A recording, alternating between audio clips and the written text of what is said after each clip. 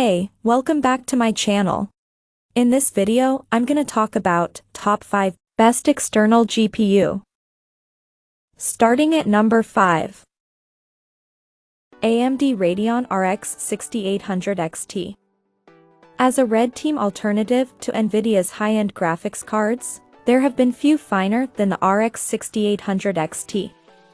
A highly competitive card that comes so close to its rival, with a nominal performance differential to the RTX 3080, is truly an enthusiast card worth consideration for any PC gamer with 4K in their sights. The RX 6800 XT was the first of AMD's RDNA 2 GPUs to enter the fray, and while we've had plenty of other cards since, this is the one that shines brighter than most and makes the most sense financially. At least it does if you consider its MSRP, which it's often found going for much less than. Meanwhile, Nvidia's RTX 3080 is rarely found for anything close to its original launch price. We're big fans of what AMD has managed to accomplish with the RX 6800 XT. A key battleground for Nvidia and AMD this generation has been on the memory front, covering both bandwidth and capacity.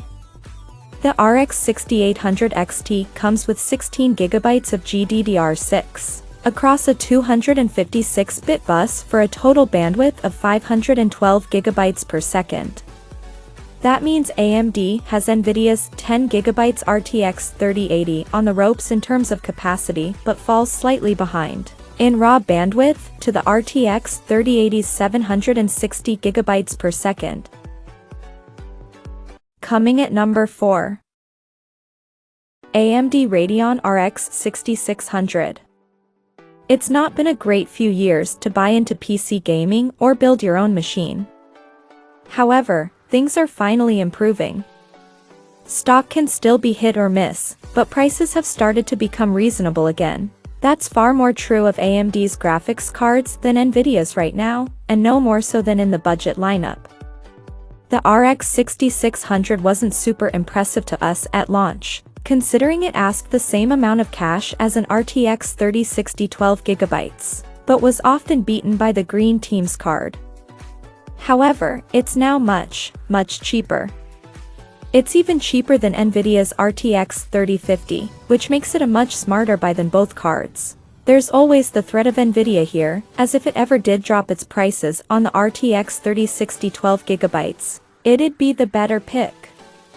AMD card comes with 4GB less VRAM, often lower gaming performance, and one of its more valuable features, Fidelity FX Super Resolution, is available cross-vendor. However, we've not seen any sign of Nvidia doing much about its high prices right now. At number 3. AMD Radeon RX 6700 XT.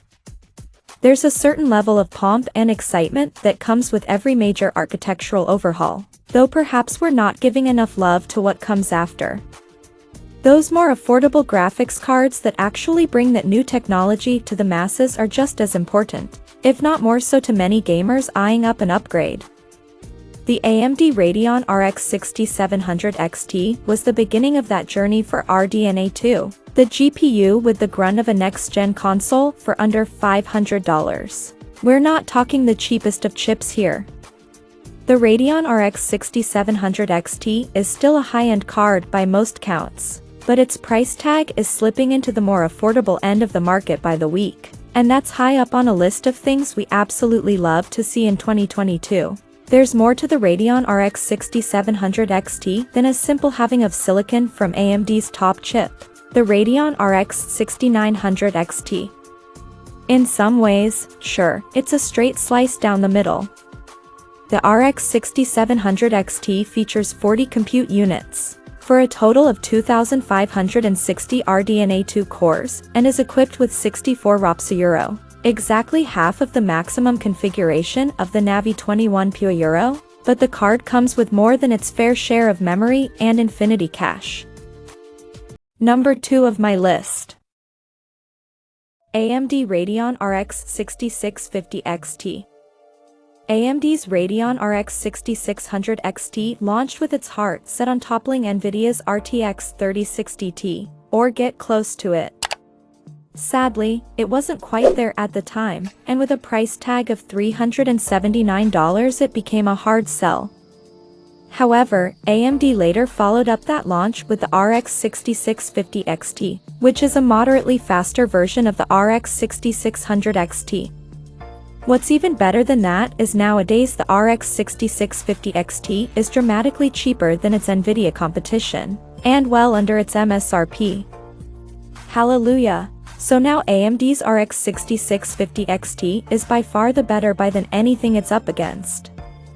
AMD's affordable GPUs have matured like fine wine, which is absolutely classic behavior for AMD. The AMD Radeon RX 6650 XT features the Navi 23 GPU, one of its second-gen Navi chips based on the seriously impressive RDNA 2 architecture.